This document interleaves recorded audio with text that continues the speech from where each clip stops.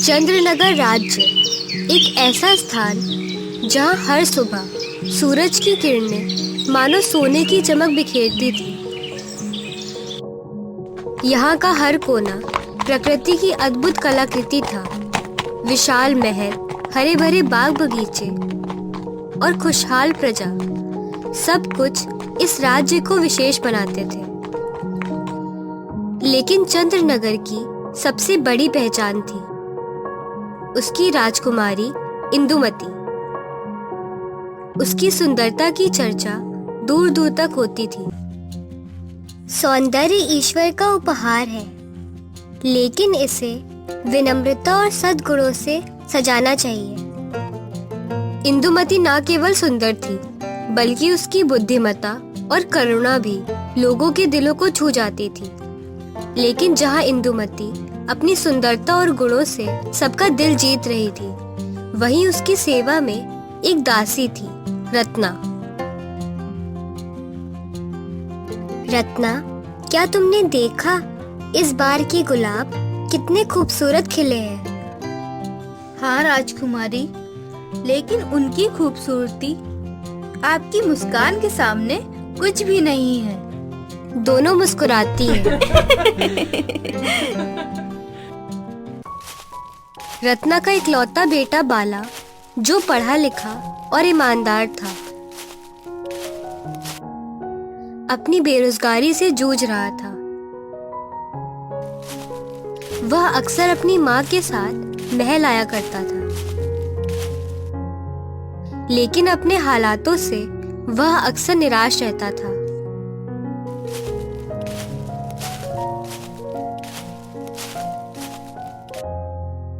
बाला, आज तुमने फिर से नाश्ता नहीं किया।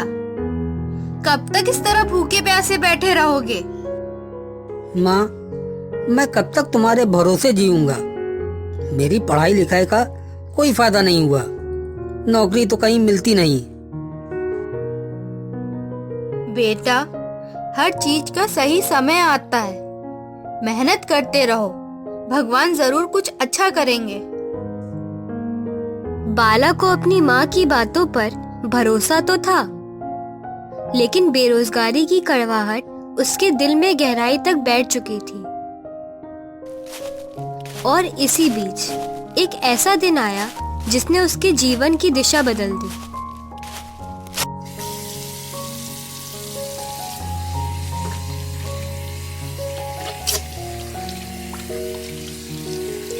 बाला, मैं राजकुमारी के कमरे में जा रही हूँ। तुम यही इंतजार करो। महल में बिना इजाजत कहीं मत जाना। ठीक है माँ, मैं यहीं रुकता हूँ।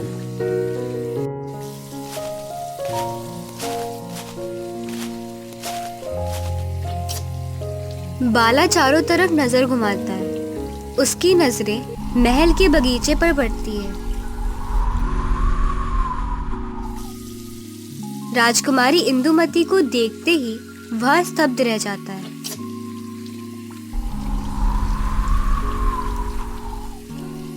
ये कौन है? इतनी खूबसूरत, इतनी कोमल, क्या सच में ऐसे लोग इस धरती पर होते हैं?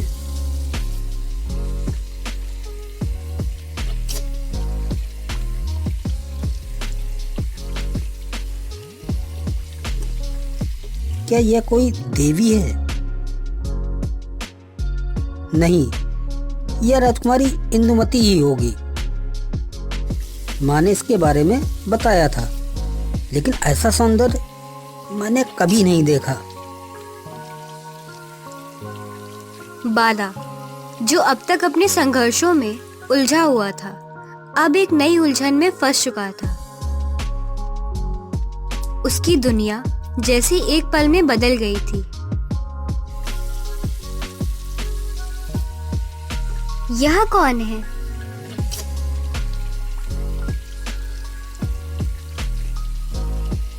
लगता है रत्ना का बेटा है। बेचारा कुछ परेशान लगता है। इंदुमती आगे बढ़ जाती है। बाला वहीं खड़ा रहता है, मानो समय थम गया हो। यह पहली मुलाकात थी, लेकिन यह बाला के दिल में एक गहरा असर छोड़ गई। अब उसकी जिंदगी का हर पल केवल राजकुमारी इंदुमती के ख्यालों में डूबा रहने वाला था। महल से लौटने के बाद बाला का व्यवहार पूरी तरह बदल चुका था। उसका मन किसी काम में नहीं लग रहा था।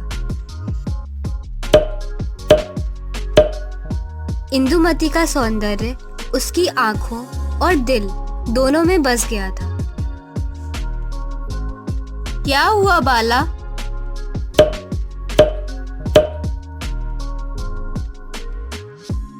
तुम्हारा चेहरा इतना उतरा हुआ क्यों है?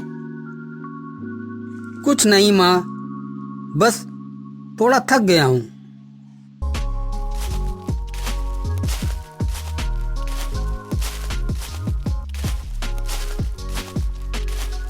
क्यों मैं इसके बारे में इतना सोच रहा हूँ?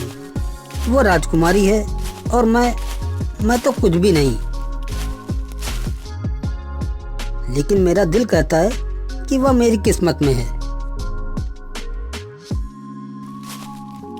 बाला की हालत दिन ब दिन बिगड़ती जा रही थी। अब ना तो उसे भूख लगती थी और ना ही उसका पढ़ाई में मन लगता था।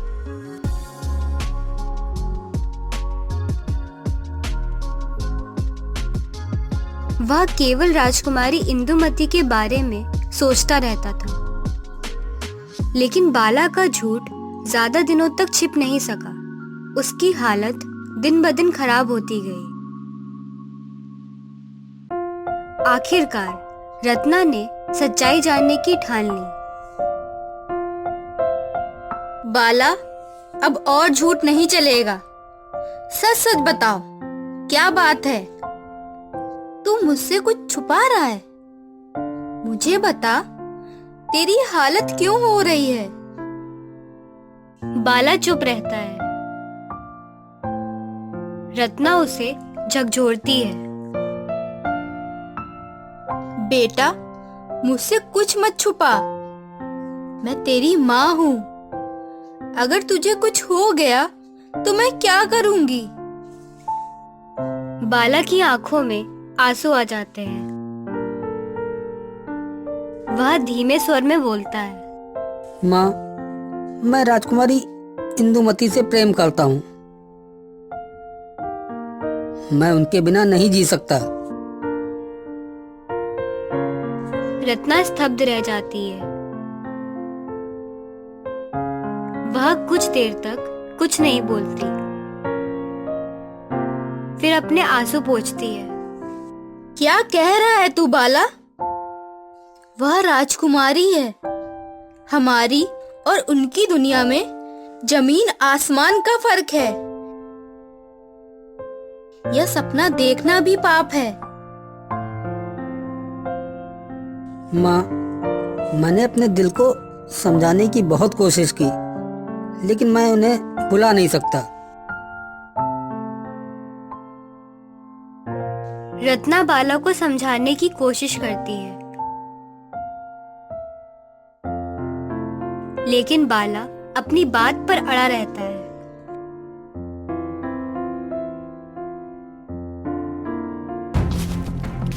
बाला की बिगड़ती हालत देखकर रत्ना ने फैसला किया कि वह यह बात राजकुमारी इंदुमती को बताएगी।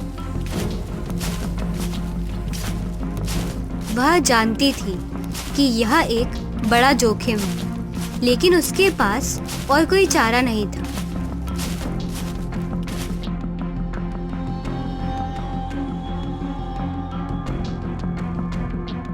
रत्ना, क्या बात है? तुम इतनी परेशान क्यों हो? रत्ना हिचकिचाते हुए अपनी बात कहती है। राजकुमारी, मेरा बेटा बाला वह आपसे प्रेम करता है। उसकी हालत दिन ब दिन खराब होती जा रही है। इंदुमती आश्चर्यचकित होकर रत्ना को देखती है। यह तो सचमुच गंभीर बात है, लेकिन रत्ना, तुम्हें चिंता करने की कोई जरूरत नहीं है। मैं इस समस्या का समाधान निकालूंगी। राजकुमारी, मैं बस यही चाहती हूँ कि वो इस भ्रम से बाहर निकले, वो एक सामान्य जीवन जी सके। मेरा उसके बगैर इस दुनिया में कोई भी नहीं है। मैं समझती हूँ रत्ना, आपका बेटा मुझसे प्रेम करता है। मैं भी उसे इस भ्रम से निकालना चाहती हूँ। 3 दिन बाद उसे महल लेकर आना। इंदुमती, जो न केवल सुंदर बल्कि बुद्धिमान भी थी, उसने बाला को उसकी गलतफहमी से बाहर निकालने की योजना बनाई। उसने रत्ना से कहा कि बाला को 3 दिन बाद महल में लेकर आए।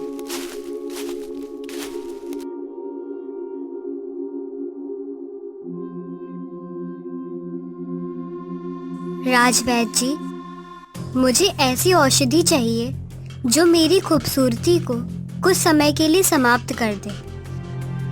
राजकुमारी, आप ये क्या कह रही हैं? आपकी सुंदरता तो पूरे राज्य की शान है। यह मेरी योजना का हिस्सा है। मुझे बाला को यह समझाना है कि असली सुंदरता दिल और चरित्र में होती है, ना कि चेहरे की चमक में।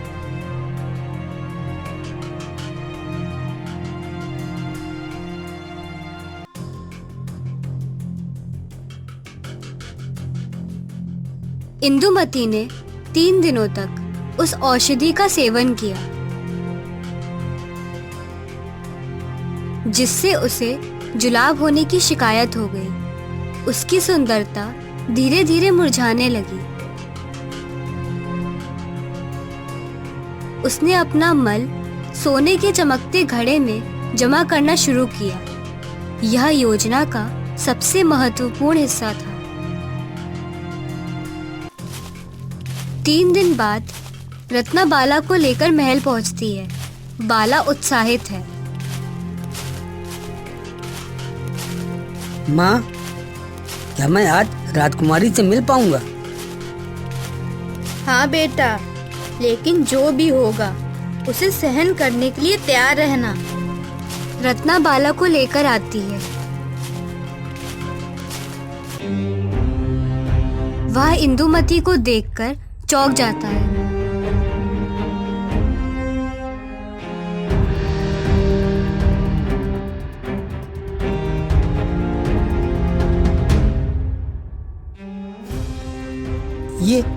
ये क्या हुआ? राजकुमारी, आपकी सुंदरता कहाँ गई? इंदुमती कमजोर आवाज में बोलती है। बाला, मेरी सुंदरता अब उस स्वर्ण कलश में है। अगर तुम्हें इसे देखना है तो कलश खोलो।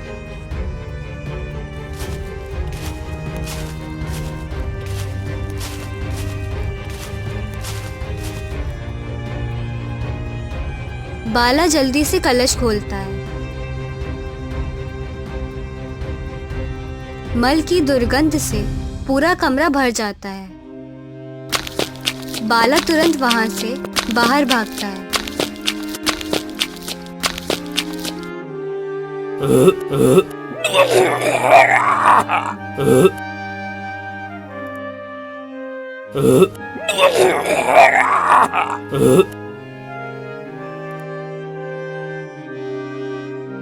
अब समझ में आया बेटा, बाहरी सुंदरता केवल एक भ्रम है। असली सुंदरता तो मनुष्य के गुणों में होती है।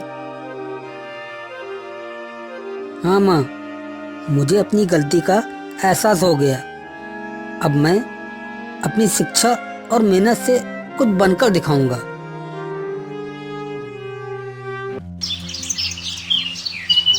कुछ दिनों बाद राजकुमारी अपनी सुंदरता वापस पा चुकी है। वह बाला और रत्ना को महल में बुलाती है। बाला, मैंने तुम्हें एक महत्वपूर्ण सबक सिखाने के लिए यह सब किया। सुंदरता क्षणभंगुर है, लेकिन आपके विचार और कर्म हमेशा आपके साथ रहते हैं। आपने मुझे जीवन का सबसे बड़ा सबक सिखाया है। इसके लिए मैं आपका आभारी हूँ। बाला को इस अनुभव से एहसास हुआ कि उसने जिस सुंदरता की पूजा की थी वह केवल बाहरी थी। असली सुंदरता आत्मा और कर्म में होती है। बाला, अब तुम समझ गए होगे कि जीवन में असली मूल्य क्या है। अपनी क्षमताओं पर विश्वास करो और अपनी माँ का सहारा बनो। बाला सिर झुकाकर हामी भरता है। इस घटना ने बाला की सोच को पूरी तरह बदल दिया।